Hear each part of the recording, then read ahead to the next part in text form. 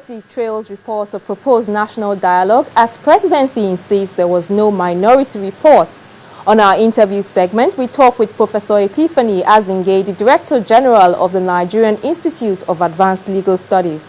We look at some ways to tackle the delay in adjudication of proceedings, which so many lawyers now identify as the bane of the legal system. It's Law Weekly on Channels Television, and I am Shola Sheyeli. It's an interesting conversation with Professor Azinge, and you need to stick around because it comes right after we do a recap of the top legal stories in the news.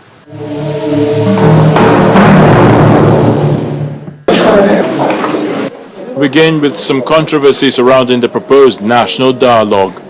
The Nigerian Bar Association, the NBA, last week Wednesday asked President Goodluck Jonathan to call for and receive the minority report on the proposed national dialogue and remove doubts over the inclusiveness of the process.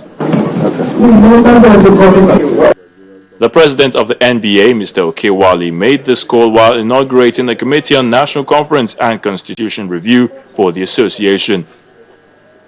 Mr. Wale also described as undemocratic President Goodluck Jonathan's rejection of a minority report which was to be submitted by a senior advocate of Nigeria, Solomon Asemota. The pertinent questions are: does the Constitution reflect the wishes of the people? How was it made? Were the processes involved in its making open and transparent? Were the processes inclusive? Less than 24 hours after the NBA made its call, the special advisor to the president on media and publicity, Mr. Reuben Abati, denied that President Jonathan is aware of the existence of any minority report supposedly prepared by a member of the committee. He also noted that it is a verifiable fact that Mr. Asemota himself was present at the submission of the committee's report to the president on December the 18th, 2013, when the chairman, Senator Femi Okoromo, denied the existence of any such report after speculations on such in the media. We turn our attention to some stories from the courts. In Rivers State, South Nigeria, the political crisis involving the People's Democratic Party, the PDP, and the All Progressives Congress, the APC, appears to be deepening with worrisome consequences. Last week Sunday, the High Court in Ahoda headquarters of Ahoda East Local Government Area was bombed. An explosive device was discovered within the court premises. The High Court in Okei, headquarters of Eche Local Government Area, was also burnt. The APC in the state has accused the PDP of being behind the violence in the state, but the PDP chairman, Mr. Felix Obua, blamed those he called government agents for the bomb blasts. Lawyers have come out in their numbers to condemn the incidents. What I think, this is the second time something like this has been happening here. About in December too, the part of the court was burned, particularly the judges' chambers was burned by some hoodlums. We've also made requests that they should provide the adequate security in the court premises, but up to now we've not seen anything to that. Because as it is,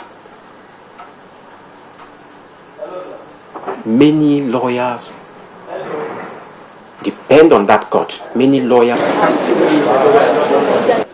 At the Federal High Court sitting in Lagos, the trial of the Speaker of the Lagos State House of Assembly, Honorable Adeyemi Kuforiji, has been adjourned till the 17th of March following a change of counsel.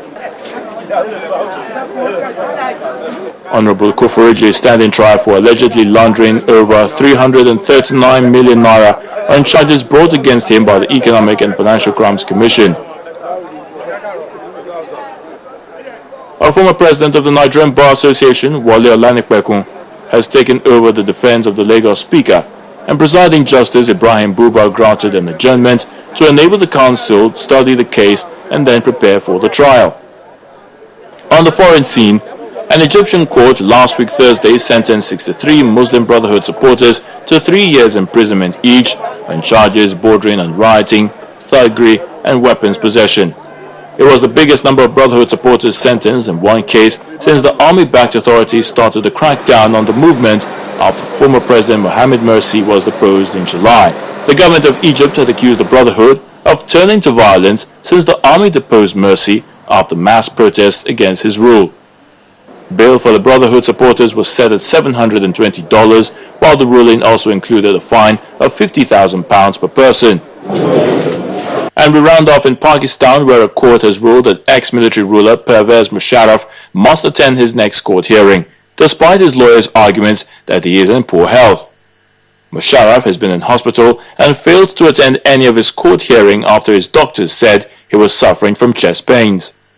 Prosecutors, however, say his medical report provides no reason for him to skip the next court hearing, which has been set for January the 16th. Pervez Musharraf is the first former military ruler to face trial for treason in Pakistan, which has a history of army rule. If found guilty, he could be sentenced to death or life in prison.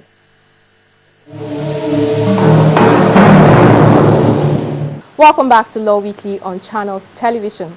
My guest is a professor of law, a senior advocate of Nigeria, and Director General of the Nigerian Institute of Advanced Legal Studies. In this interview, we talk about one key issue that bothers a lot of legal practitioners and litigants, the delay in court proceedings, and the professor gives suggestions for improvement.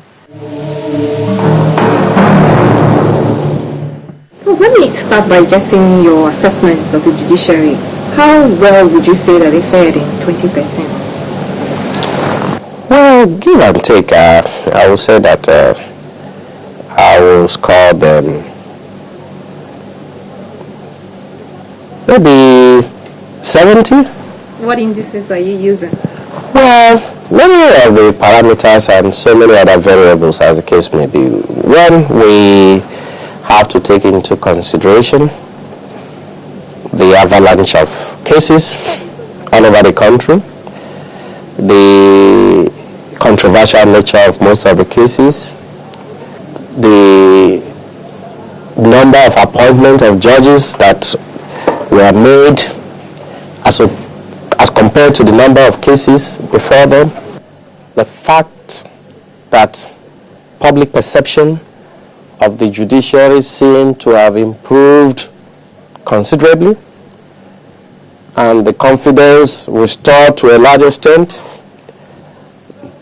The fact that many can now identify the Nigerian judiciary with integrity to a very large extent, brought about by the fact that the incumbent Chief Justice of Nigeria is a firm believer in judicial integrity, and to that extent is doing everything humanly possible to sanitize the judiciary.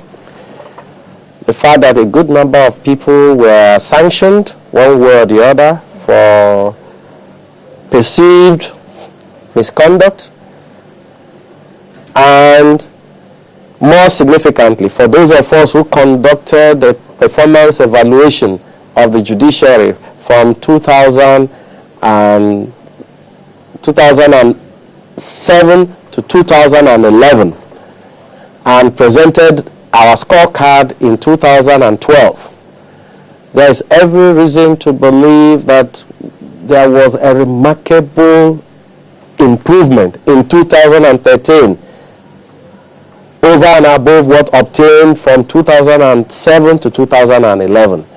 So to that extent, this is based on empirical research that obviously more judgments were written in 2013 as opposed to 2012 and going down to 2007. And with all that indices, one can say without equivocation that the judiciary fared well. And mark you, we have started seeing speedy dispensation of justice at the Supreme Court and at other level. And more importantly, criminal matters. We've been able to put in place the machinery to ensure that such cases can be dispensed with within a period of 7 months or 8 months from point of arrest, investigation, prosecution, and conviction as the case may be, or judgment as the case may be, acquittal as the case may be. So that for me is remarkable and refreshing. And what it means is that moving from there, flowing from there, we are moving into 2014 with a lot of hope, with a lot of expectation that things will also refreshingly improve. But let us not forget that this is going to be a very, very testing period for the judiciary. For obvious reasons. We are moving very close to politics.